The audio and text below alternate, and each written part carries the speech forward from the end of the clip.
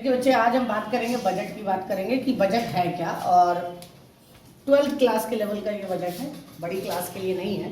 तो सिर्फ 12th class वाले बच्चों के लिए ध्यान देना है कि बजट है क्या। देखिए बजट क्या है। It is the statement of future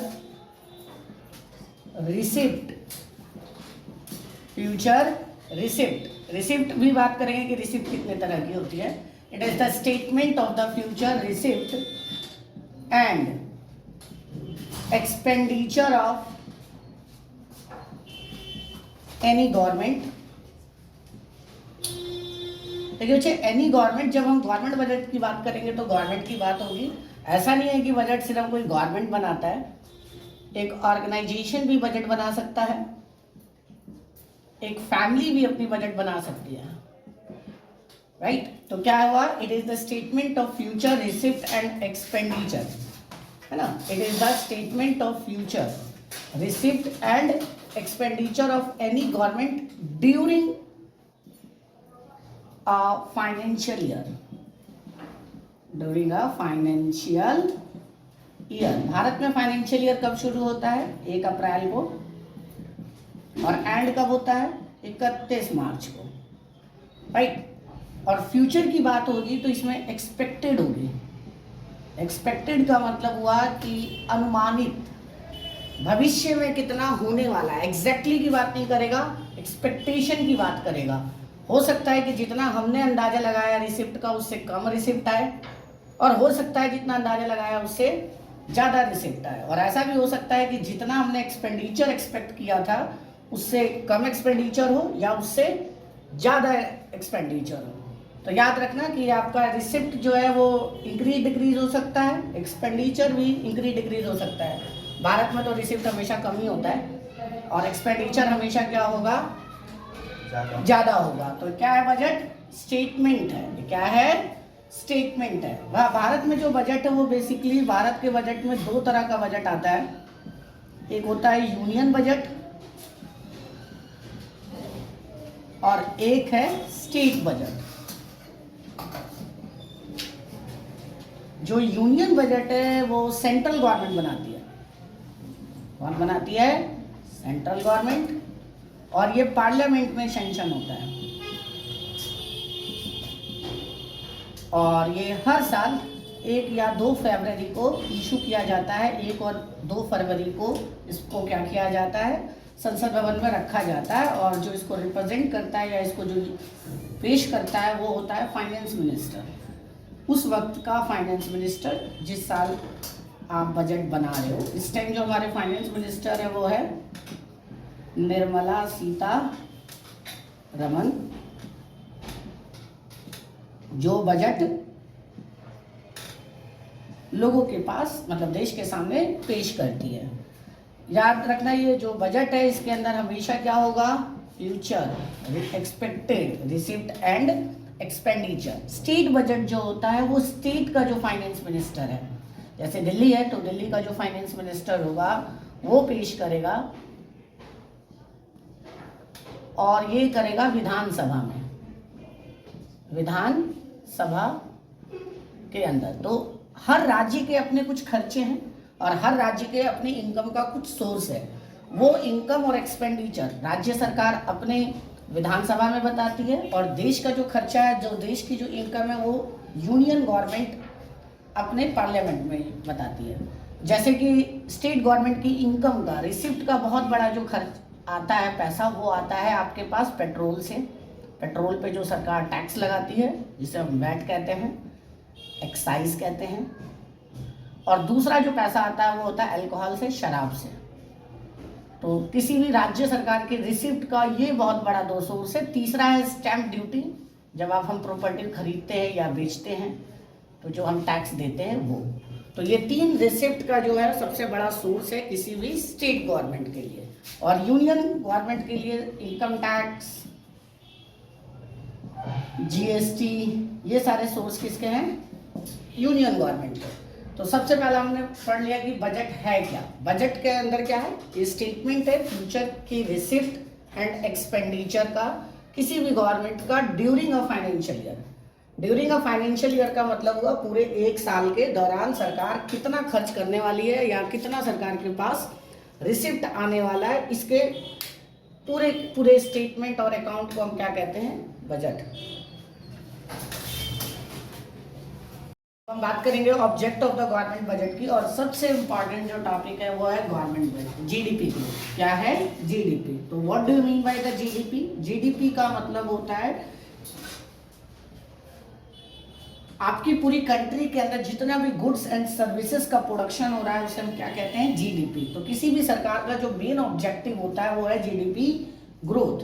अगर आपके देश का जीडीपी ग्रोथ रेट ज्यादा होगा, फिर से ध्यान से सुनना, जीडीपी ग्रोथ रेट ज्यादा होगा, तो जीडीपी ग्रोथ रेट ज्यादा होने का मतलब हुआ कि प्रोडक्शन ज्यादा होगा, और अगर प्रोडक्शन ज्यादा होगा तो जॉब अपॉर्चुनिटी ज्यादा क्रिएट होगी, जॉब अपॉर्चुनिटी ज्यादा क्रिएट होगी तो लोगों की इनकम ज्यादा होगी, और लोगों की अगर इनकम ज्यादा होगी तो पॉवर्टी मतलब कि गरीबी क्या होगी, देश के अंदर कम होगी। तो गवर्नमेंट जो है वो देश के जीडीपी को बढ़ाने के लिए बजट का इस्तेमाल करती है। बजट का कैसे इस्तेमाल करती है, सरकार क्या करेगी, बहुत सारी इंडस्ट्री के लिए इंसेंटिव्स प्लान लाती है, टैक्स में रिडक्शन करती है ताकि बड़ी बड़ी इंडस्ट्रीज हमारे देश की तरफ अट्रैक्ट हो, बड़ी बड़ी कंपनियां हमारे देश में अपनी मैन्युफैक्चरिंग यूनिट लगाए, और मैन्युफैक्चरिंग यूनिट लगाने की वजह से प्रोडक्शन बढ़े, प्रोडक्शन बढ़ने से लोगों को जॉब ज़्यादा मिले, लोगों को जॉब ज़्यादा मिले तो लोगों की इनकम ज़्यादा हो, और इनकम ज़्यादा हो तो फिर से वो डिमांड ज़्यादा क्रिएट करे और इकोनॉमिक साइकिल का क्या करने लग जाए,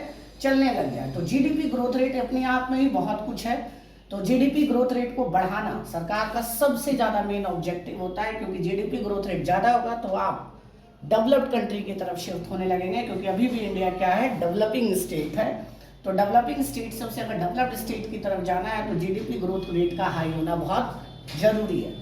एलोकेशन ऑफ रिसोर्सेज, कई बुक में एलोकेशन होता है, वैसे इसे री एलोकेशन कहते हैं।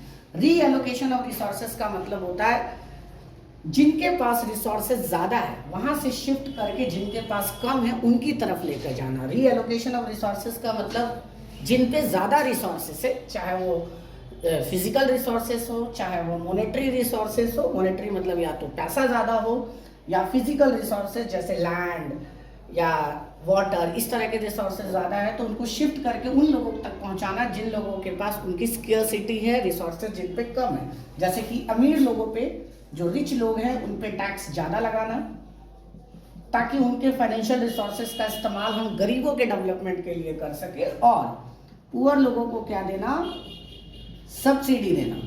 ये सरकार का सबसे बड़ा मेन ऑब्जेक्टिव में से एक ऑब्जेक्टिव है। अमीरों पे टैक्स सरकार लगाती है, जैसे कि जितने भी लग्जीरियस गुड्स है उस पर सरकार ज़्यादा टैक्स लगाती है, और जो नेसेसरी गुड्स है उसको टैक्स फ्री करती है, या सरकार गरीबों को पीडीएस सिस्टम के जरिए, पीडीएस सिस्टम मतलब public distribution system, ration allot करती है गरीबों को फ्री ऑफ कॉस्ट या बहुत ही नॉमिनल प्राइस में, ताकि गरीबों का जो एक्सपेंडिचर है, जो एक्सपेंस है वो कम हो सके। खर्चा कम होने से उसकी सेविंग बढ़ेगी, और सेविंग बढ़ने से वो उस पैसे को इन्वेस्ट करेगा अपने ऊपर, और इन्वेस्टमेंट करने से फिर से उसकी ग्रोथ हाई होगी। तो allocation and re allocation of resources is a very important objective of the government budget, और खास करके ऐसे स्टेट जो कि डेवलपिंग है या अंडर डेवलप्ड है उनके लिए तो बहुत जरूरी है।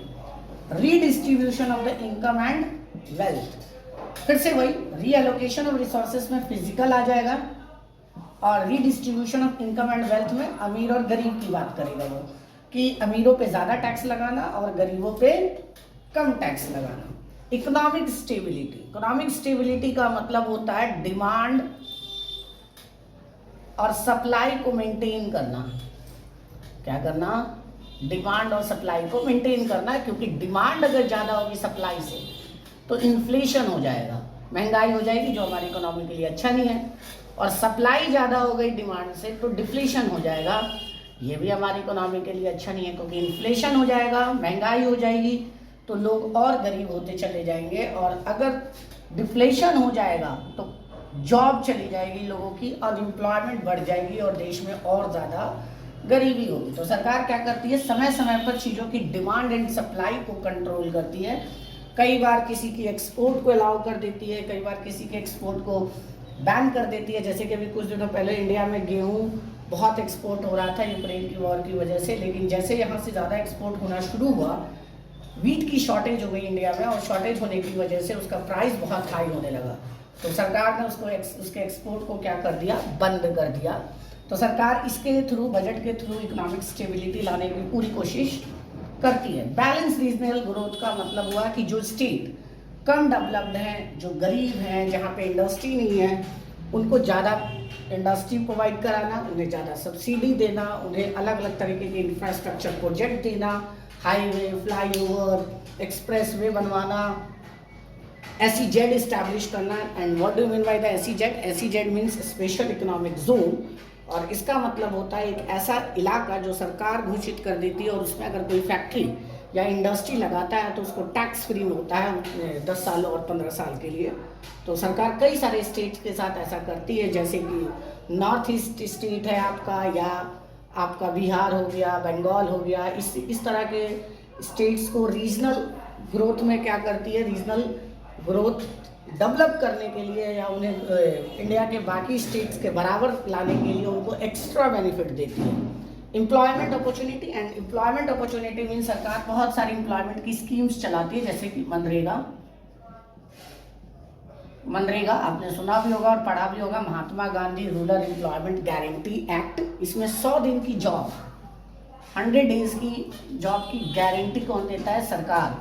और अगर किसी व्यक्ति को इसमें जॉब नहीं मिलती है तो उसके अंदर क्या किया जाता है, सरकार उसे अनएम्प्लॉयमेंट अलाउंसेस देती है। तो मनरेगा एक स्कीम है जिसके थ्रू लोगों को क्या दिया जाता है, जॉब दिया जाता है, और उसमें जो पैसा खर्च होता है वो किसके थ्रू अलॉट किया जाता है? बजट के थ्रू अलॉट किया जाता है।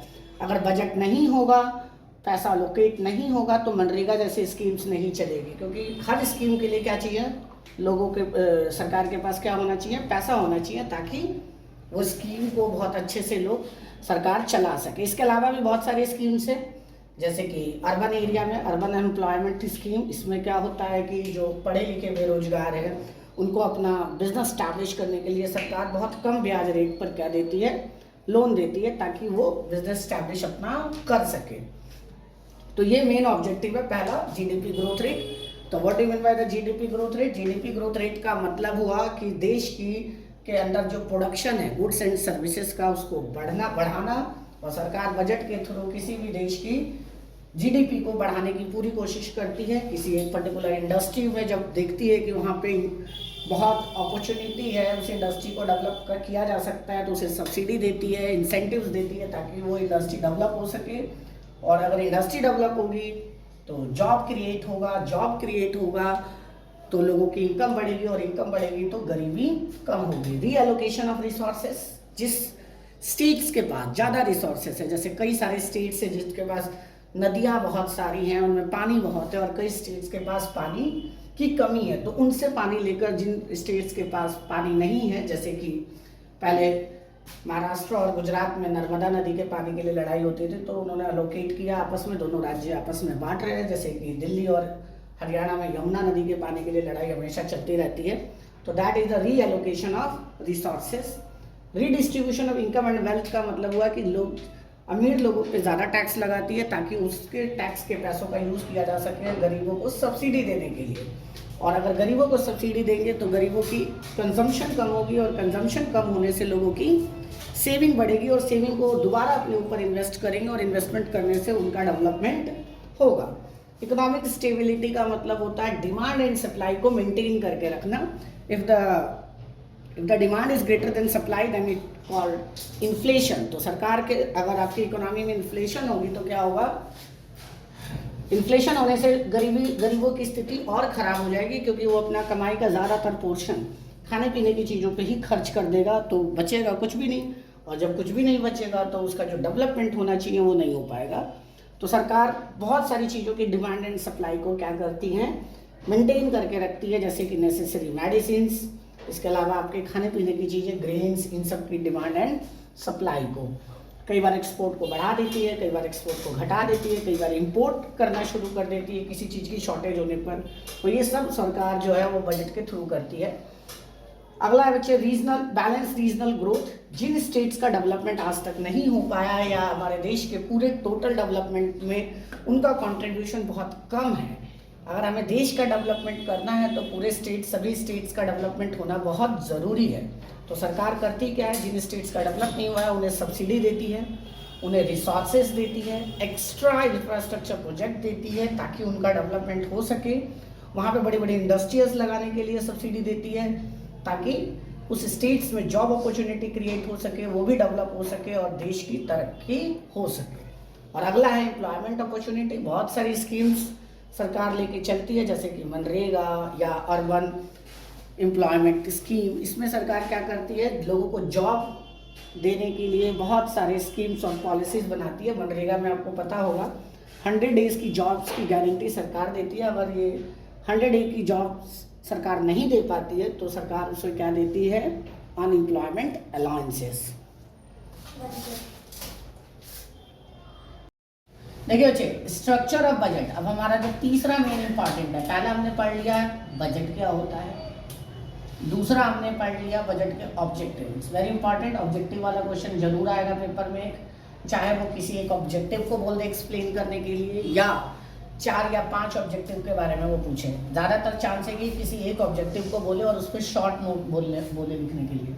तो अब हम बात करेंगे स्ट्रक्चर ऑफ बजट। बजट को हम कितने ब्रॉडली 2 कैटेगरी में बांटते हैं। पहला होता है रिसिप्ट। रिसिप्ट का मतलब होता है सरकार के पास जो पैसा आ रहा है, रिवेन्यू जो आ रही है वो, उसे हम क्या कहते हैं, रिसिप्ट। और दूसरा जो होता है वो है एक्सपेंडिचर। ध्यान से सुनना, पूरा का पूरा बजट इसी में समझ में आ जाएगा। तो रिसिप्ट बेसिकली क्या है, सरकार की इनकम का सोर्स, कमाई। अब किसी भी व्यक्ति की जो कमाई होती है या गवर्नमेंट की जो कमाई होती है वो 2 कैटेगरी में बढ़ती है फर्दर।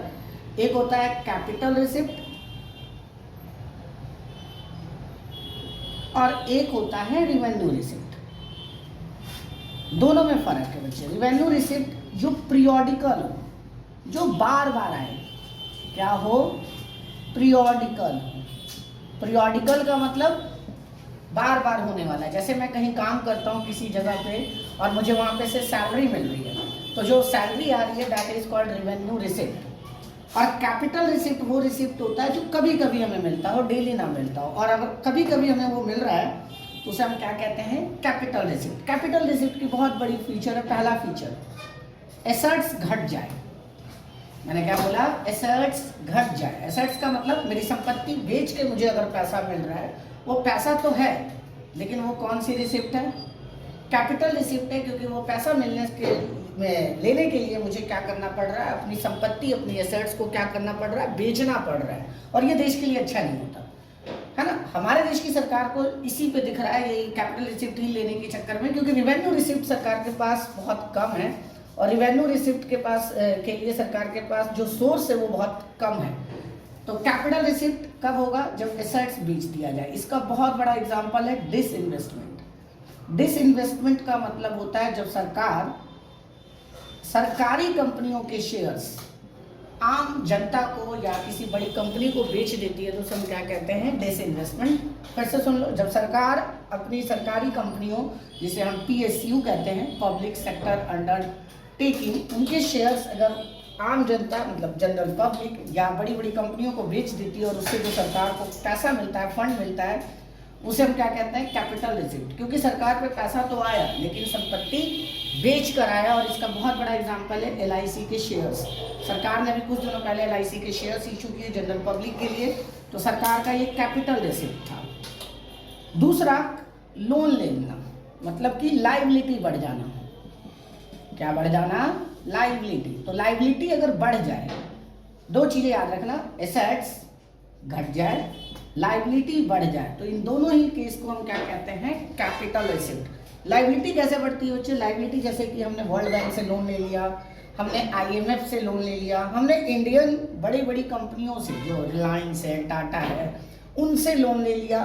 इन सब चीज़ों को क्या कहते हैं, कैपिटल रिसिप्ट। पैसा तो आया लेकिन कर्ज लेकर आया, तो और ऐसा पैसा कभी भी किसी भी देश के लिए अच्छा नहीं होता है। जब हम कोई कर्ज लेकर अपने खर्चे को पूरा करते हैं, अपने बजट को बनाते हैं, तो ये दोनों ही खतरनाक है। और इकोनॉमी पे इसका बहुत लॉन्ग रन में बैड इम्पैक्ट पड़ता है, क्योंकि लाइबिलिटी होगी तो इंटरेस्ट भी होगा, लोन होगा तो इंटरेस्ट भी होगा, और इंटरेस्ट होगा तो हमारी इनकम का बहुत बड़ा सोर्स हम किस में दे देते हैं, इंटरेस्ट के रूप में दे देते हैं, जो कि हमारे बजट को हमेशा घाटे में लेकर जाता है। अब रेवेन्यू रिसिप्ट को फर्दर हम दो हिस्सों में बांटते हैं। पहला होता है टैक्स रिसिप्ट और दूसरा होता है नॉन टैक्स रिसिप्ट। क्या? टैक्स रिसिप्ट, है ना। अब टैक्स रिसिप्ट क्या है? जो सरकार के पास टैक्स है, हमारा देश जो है वो ज्यादातर अपनी इनकम के लिए किस पे डिपेंड करता है? टैक्स पे डिपेंड करता है। तो टैक्स हमारी सरकार का बहुत बड़ा सोर्स है, और ये पीरियोडिकल मिलता है। मैंने बताया था ये पीरियोडिकल मिलता है, और इससे ना तो एसेट्स में कोई चेंज होता है, कांस्टेंट होता है, और लाइबिलिटी में भी क्या होता है? कांस्टेंट होता है, मतलब कि कोई चेंज नहीं आता। तो जो टैक्स होता है, टैक्स दो तरह का होता है। फिर से टैक्स दो कौन कौन से होते हैं? सबसे पहला होता है डायरेक्ट टैक्स। डायरेक्ट टैक्स वो टैक्स जिस पे लगाया गया उसी ने दिया। फिर से सुन लो, डायरेक्ट टैक्स कौन होता है? डायरेक्ट टैक्स वो टैक्स जिस पे लगाया गया उस वही अगर पैसा दे तो उसे हम क्या कहते हैं? Direct tax. डायरेक्ट टैक्स में जैसे कि एक ए है और ए इनकम ऑन कर रहा है, इनकम ऑन कर रहा है, इसके पास प्रॉपर्टी है, तो सरकार किस पे टैक्स लगाएगी? सीधा इस ए पर्सन पे टैक्स लगा देगी सरकार, तो उसे हम कहते हैं डायरेक्ट टैक्स। पहला एग्जांपल है इनकम टैक्स, दूसरा है कॉरपोरेशन टैक्स। कॉरपोरेशन टैक्स कंपनियां देती हैं, जो कंपनी कमाती है वो देती है, जो नहीं कमाती है नहीं देती। वेल्थ टैक्स तीसरा एग्जांपल है। और वेल्थ टैक्स क्या होता है? वेल्थ टैक्स होता है संपत्ति कर। मतलब अब ये अबॉलिश हो गया इंडिया में, लेकिन कई बुक वाले इसे अभी भी लिखते हैं। इसे हम क्या कहते हैं बच्चे?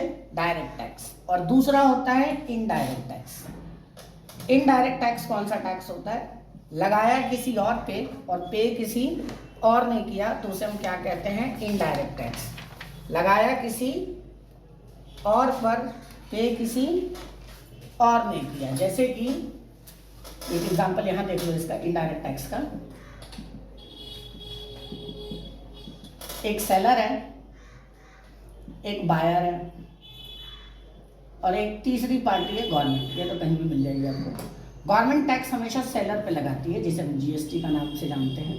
और सेलर क्या करता है? उसे प्राइस में जोड़ के बायर से ले लेता है। जैसे कि सेलर सामान बेच रहा है बायर को 20 रुपये का, तो 20 रुपये में मान लो अगर 10% भी टैक्स है या बैक कर लो तो 1 रुपये 80 पैसे का सरकार टैक्स लगा रही है। मतलब सरकार पहले किस पे टैक्स लगा रही है? सेलर पे 1 रुपये 80 पैसे, और सेलर जोड़ के किससे ले रहा है? बायर से। तो ऐसे टैक्स को क्या कहते हैं? Indirect tax. तो डायरेक्ट टैक्स में पहला कौन सा एग्जांपल था? Income tax. और दूसरा कॉरपोरेशन टैक्स, राइट। और इनडायरेक्ट टैक्स में जीएसटी, दूसरा एक्साइज ड्यूटी। बच्चे एक्साइज ड्यूटी क्या होता है? एक ऐसा टैक्स जो गुड्स के प्रोडक्शन पे लगता हो। जब आप गुड्स को प्रोड्यूस करते हो और उस वक्त जो टैक्स देते हो उसे क्या कहते हैं हम? Excise duty. फिर से सुन लो, जब आप कोई चीज़ गुड्स को प्रोड्यूस करते हैं और प्रोडक्शन के समय जो टैक्स देते हैं उसे हम क्या कहते हैं? Excise duty. ये हमेशा गुड्स पे लगता है, सर्विसेज पे नहीं लगता। किस पे लगता है? गुड्स पे लगता है, सर्विसेज पे नहीं लगता। इसके बाद आता है तीसरा बच्चे हमारे पास कस्टम ड्यूटी। कस्टम ड्यूटी क्या होता है? कस्टम ड्यूटी होगा आपका बच्चे जब आप इंपोर्ट एक्सपोर्ट करते हो। ये इंडिया है, इंडिया से सामान आप पूरी दुनिया में कहीं भी भेजते हो, रेस्ट ऑफ द वर्ल्ड, तो जो बॉर्डर पे टैक्स लगता है, या वर्ल्ड से कहीं से भी इंडिया में आता है, तो जो इंटरनेशनल बॉर्डर पे टैक्स लगता है, इंटरनेशनल बॉर्डर पे यानी कि इंटरनेशनल ट्रेड पर जो टैक्स लगता है उसे क्या कहते हैं? Custom duty. तो ये दो सरकार के मेन इनकम का सोर्स है। इंडिया में इनडायरेक्ट टैक्स ज़्यादा है, इसलिए ये आप जो भी चीज़ यूज़ कर रहे हो पैकेट वाला, उन सब पे ही क्या लगा हुआ है? Indirect tax. डायरेक्ट टैक्स बहुत कम परसेंट लोग, 1% लोग लगभग डायरेक्ट टैक्स देते हैं। चोर बहुत है इंडिया में। इनडायरेक्ट टैक्स ज़्यादा है। इनडायरेक्ट टैक्स ज़्यादा होने की वजह से महंगाई भी ज़्यादा है। सरकार क्या कर रही है? इसको कम करने की कोशिश कर रही है और इसको बढ़ाने की कोशिश कर रही है ताकि चीज़ें सस्ती हो सके, लेकिन ऐसा भी होने में बहुत टाइम लगेगा। अब आता है बच्चे नॉन टैक्स रिसिप्ट। क्या आएगा? Non tax. क्या क्या बताया मैंने? रिसिप्ट, रिसिप्ट में दो तरह का, capital receipt, revenue receipt, revenue receipt फिर से दो तरह का, टैक्स एंड नॉन टैक्स, है ना। नॉन टैक्स में क्या आता है? पहला आता है फीस। सरकार कई तरह की फीस लगाती है, लाइसेंस फीस, है ना, उसके अलावा रोड टैक्स, इसके अलावा भी बहुत सारी तरह की सरकार क्या लगाती है? फीस लगाती है। उस फीस को हम क्या कहते हैं? Non tax receipt. इसके अलावा आता है स्चीट। स्चीट का मतलब होता है बच्चे, कई लोग अपनी प्रॉपर्टी को ऐसे ही छोड़कर मर जाते हैं, डोनेट कर देते हैं, तो उनकी प्रॉपर्टी से जो सरकार को इनकम मिलती है उसे हम क्या कहते हैं? स्चीट। इसके अलावा सरकार क्या लगाती है? ग्रांट। तीसरा पैसा जो सरकार का मेन सोर्स है वो है ग्रांट, डोनेशन। दुनिया के किसी भी देश से आपके पास जो डोनेशन आ रहा है, ग्रांट आ रहा है, उसे। इसके अलावा बच्चे होता है फाइन, जो सरकार फाइन लगाती है, वो भी सरकार की इनकम का बहुत बड़ा सोर्स है। तो क्या क्या हमने बात किया? नॉन टैक्स रिसिप्ट को मैं थोड़ा यहाँ पे लिख देता हूँ अलग से। नॉन टैक्स को एक बार और क्लियर से लिख दूँ। नॉन टैक्स रिसिप्ट, पहला क्या बताया मैंने आपको? फीस। दूसरा फाइन, अलग अलग जगह पे फाइन लगाया जाता है। तीसरा जो इम्पोर्टेंट है उसके बाद आपके पास है स्चीट। स्चीट मैंने बताया अभी आपको कि कोई अपनी प्रॉपर्टी को छोड़कर ऐसे ही मर जाता है तो सरकार उस प्रॉपर्टी का यूज़ करती है और उससे इनकम जनरेट करती है, उसे हम स्चीट कहते हैं। Income from public sector undertaking, income from public sector undertaking, public sector undertaking. इसका मतलब हुआ कि सरकार जो सरकारी कंपनियों से जो पैसा कमाती है, क्योंकि सरकारी कंपनी की ओनरशिप सरकार के पास है, तो जो भी पैसा सरकारी कंपनी कमाती है वो किसे देती है? सरकार को। इसके अलावा बच्चे special assessment, it's very important, बच्चों को समझ में नहीं आता ये, डायरेक्ट क्वेश्चन इसमें से नहीं आने वाला, आप याद रखना ये। इसमें से वो आपको 3 4 5 टॉपिक दे देगा और बोलेगा इसमें बताइए कि कैपिटल रिसिप्ट है या रिवेन्यू रिसिप्ट है, कैपिटल एक्सपेंडिचर है या रिवेन्यू एक्सपेंडिचर है। तो आप ऐसा सोच रहे हैं कि आपको अलग अलग से देगा, तो ऐसा वो नहीं देने वाला, आपको अलग से ये करना पड़ेगा। अब बात करेंगे स्पेशल असेसमेंट। स्पेशल असेसमेंट में क्या है? सरकार क्या करती है, किसी इलाके में कोई इंफ्रास्ट्रक्चर प्रोजेक्ट, कोई हाईवे बना दिया, कोई एक्सप्रेसवे बना दिया, तो एक्सप्रेसवे बनाने की वजह से क्या होता है? इस आसपास की प्रॉपर्टी के रेट बढ़ जाते हैं। तो सरकार क्या करती है? इन स्पेशल प्रॉपर्टीज के ऊपर जिसकी सरकार की वजह से जिनकी वैल्यू बढ़ गई, उससे स्पेशल टैक्स लेती है, that is called special assessment. इसके अलावा बच्चे आपके पास है ग्रांट एंड डोनेशन। बस 5 या 6, ज़्यादा नहीं याद करना आपको। ग्रांट एंड डोनेशन, तो क्या बताया मैंने? Non tax. इससे ना तो एसेट्स पे कोई असर पड़ रहा है, ना रिसिप्ट पे मतलब ना तो लाइबिलिटी पे कोई असर पड़ रहा है, ना ही एसेट्स पे। फीस लेने से सरकार की कोई संपत्ति कम नहीं हो रही है, कोई कर्जा नहीं हो रहा, फाइन लेने से भी कुछ ऐसा नहीं हो रहा है। सरकार इनकम ले रही है, प्रॉपर्टी बेच नहीं रही है। प्रॉपर्टी बेचेगी तो उसे डिसइन्वेस्टमेंट कहेंगे, तब वो कैपिटल है जो सरकारी कंपनी कमा के सरकार को दे रही है, वो किसी भी तरीके से एसेट्स को कम नहीं कर रहा है, वो उसकी इनकम है और वो पीरियडिकली हो रहा है। Special assessment, grant and donation. फिर से सुन लो, स्पेशल असेसमेंट, सरकार कभी किसी इलाके में कोई इंफ्रास्ट्रक्चर प्रोजेक्ट बनाती है और उससे सरकार को जो कमाई होती है उसे, उसकी वजह से, सॉरी कमाई नहीं, जो आसपास की प्रॉपर्टी के जो रेट बढ़ जाते हैं उसकी वजह से उस प्रॉपर्टी के ऊपर सरकार एक्स्ट्रा टैक्स लगा देती है, उसे हम कहते हैं स्पेशल असेसमेंट, और पैसा लेती है।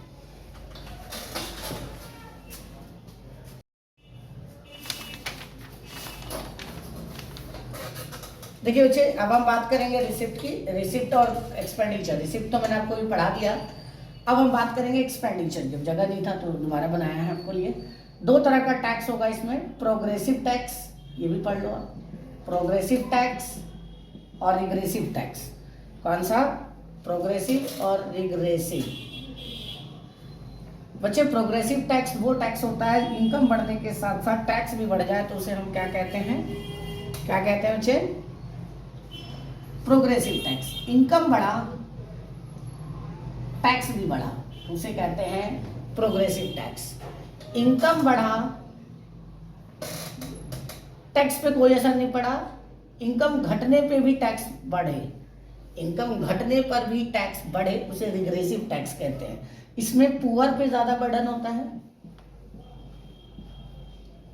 और इस पे रिचर सेक्शन पे ज्यादा बर्डन होता है। तो ये ज्यादा अच्छा है हमारे देश में, लेकिन दिक्कत ये है कि रिग्रेसिव टैक्स भारत में ज्यादा है और प्रोग्रेसिव टैक्स कम है। प्रोग्रेसिव टैक्स में इनकम टैक्स का एग्जाम्पल है और रिग्रेसिव टैक्स में जीएसटी है।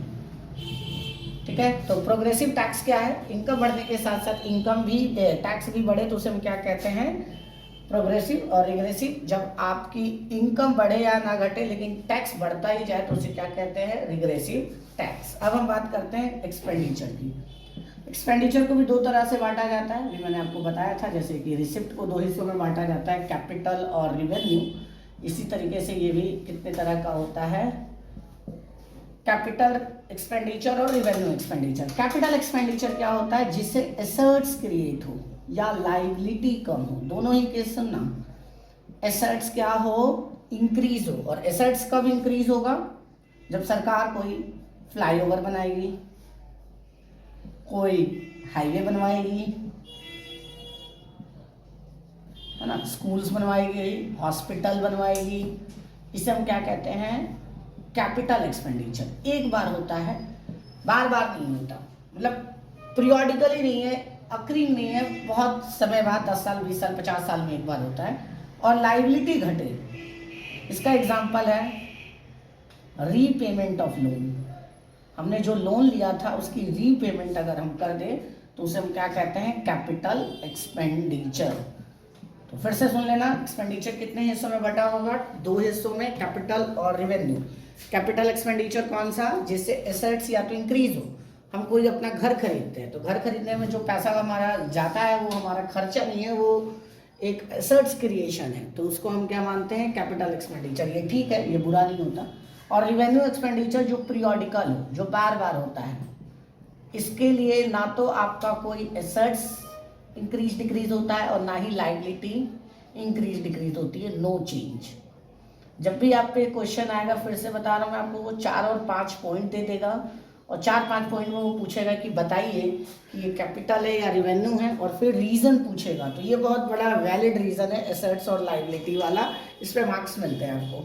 तो रिवेन्यू में क्या आएगा? रिवेन्यू में जैसे कि सैलरी देना गवर्नमेंट एम्प्लॉय को, इसके अलावा रेंट देना। सरकार की बहुत सारी ऑफिसेस जो है वो रेंटल बिल्डिंग पे है, तो इसको हम क्या कहते हैं बच्चे? एक्सपेंडिचर। इसके अलावा दूसरा क्या है बच्चे? सरकार और इम्पॉर्टेंट जो खर्चे करती है उसमें आपका आएगा बिल देना। सरकार का अलग अलग तरह का बिल है, बिल की पेमेंट है। सब्सिडी देना सरकार का खर्चा है, सब्सिडी तो बहुत बड़ा खर्चा है सरकार का। तो ये कुछ रिवेन्यू एक्सपेंडिचर है। तो एक्सपेंडिचर कितने तरीके की बात करी हमने? दो तरह की, कैपिटल और रिवेन्यू। कैपिटल से क्या होगा? एसेट्स या तो इंक्रीज होगा या तो लाइबिलिटी डिक्रीज होगी। और रिवेन्यू एक्सपेंडिचर कौन सा एक्सपेंडिचर है? जिससे ना तो एसेट्स पे कोई चेंज हो ना ही कोई लाइबिलिटी पे चेंज हो, और it is a periodical in nature, like a salary, rent, bill और सब्सिडी।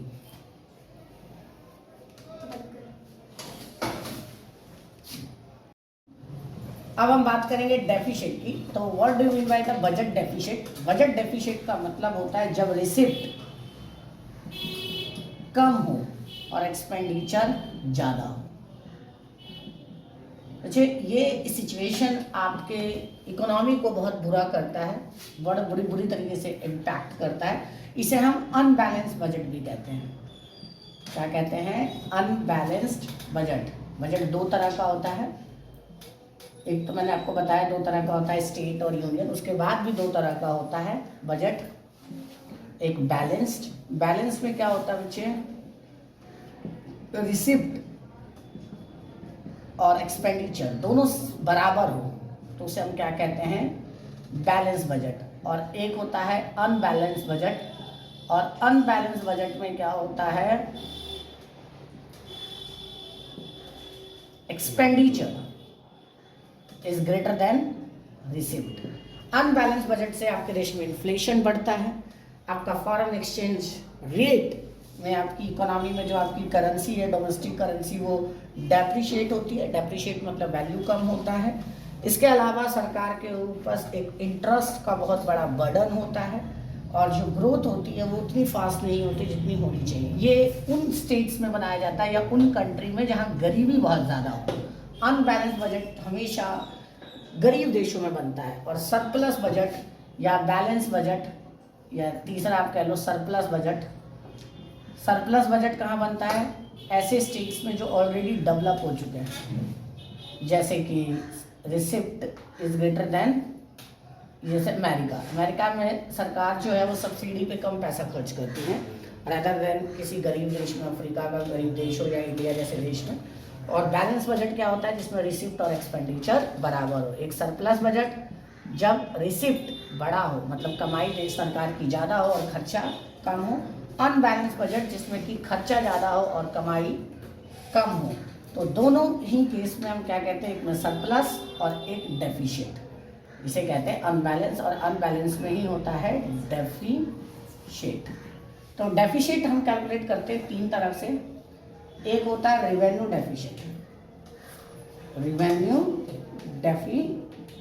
रेवेन्यू डेफिशिएट का फॉर्मूला होता है टोटल रेवेन्यू रिसिप्ट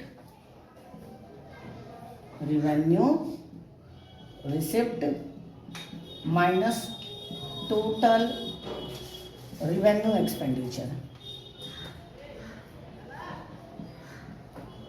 रेवेन्यू जो आपकी कमाई है, जो रेगुलर बेसिस पे आ रही है, इसमें कैपिटल रिसिप्ट को इंक्लूड नहीं करते। जैसे कि आपके पास टैक्स का जो पैसा आ रहा है वो रेवेन्यू रिसिप्ट है, और एक्सपेंडिचर जैसे आप सैलरी दे रहे हो। एक एग्जांपल ले लो, सरकार के पास जीएसटी आया मान लो 1 लाख करोड़ रुपीज़ का, और सैलरी दे रही है सरकार अपने एम्प्लॉय को 50,000 करोड़ का।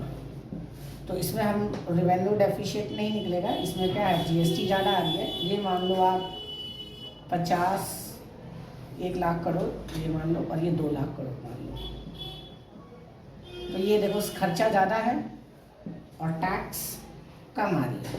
तो कई लोग इसको ना पहले लिख लेते हैं और इसको बाद में, इससे कोई फर्क नहीं पड़ेगा, ये निकलेगा रेवेन्यू डेफिशिएट। रेवेन्यू रिसिप्ट कितना है हमारे पास? 1 लाख करोड़ और माइनस 2 लाख करोड़ सीआर, और घटाएंगे तो कितना आ जाएगा? 1 लाख माइनस में आएगा। माइनस का मतलब डेफिशिएट। दूसरा आता है बच्चे आपका फिस्कल डेफिशिएट। फिस्कल डेफिशिएट का फॉर्मूला होता है total expenditure minus total receipt except borrowing. Important है बच्चे, टोटल एक्सपेंडिचर में से टोटल रिसिप्ट, जितनी भी आपके पास कमाई आ रही है टोटल खर्चे में से वो घटा दो। उधार का हिसाब किताब आपको नहीं रखना है। बोरोइंग वाला आप नहीं घटा सकते, बोरोइंग एक अलग चीज़ है। मतलब एक्चुअली ये कहना चाहता है कि जो आपने लोन लेके रिसिप्ट लिया है वो रिसिप्ट आपको नहीं माइनस करना। और तीसरा होता है primary deficit. And primary deficit का मतलब होता है physical deficit minus interest payment. ये याद रखना बच्चे, ये ज़्यादा वो पूछता है। वो इसलिए ज़्यादा पूछता है क्योंकि इसमें वो दो चीज़ें आपसे निकलवा लेगा, फिजिकल डेफिशिएट भी निकलवा लेगा। तो ये निकालने से आपको ये दोनों चीज़ें आपका वो चेक कर सकता है। तो क्वेश्चन में ज़्यादातर, और एक न्यूमेरिकल आपके पेपर में पक्का आएगा, चाहे वो 1 मार्क में हो चाहे वो 2 मार्क में हो, लेकिन आपको एक न्यूमेरिकल दिखेगा फिजिकल डेफिशिएट और माइनस इंटरेस्ट पेमेंट। सीधा सीधा न्यूमेरिकल होगा, न्यूमेरिकल में बहुत कुछ ज़्यादा खर्च वो नहीं आएगा। तो अब हम बात करेंगे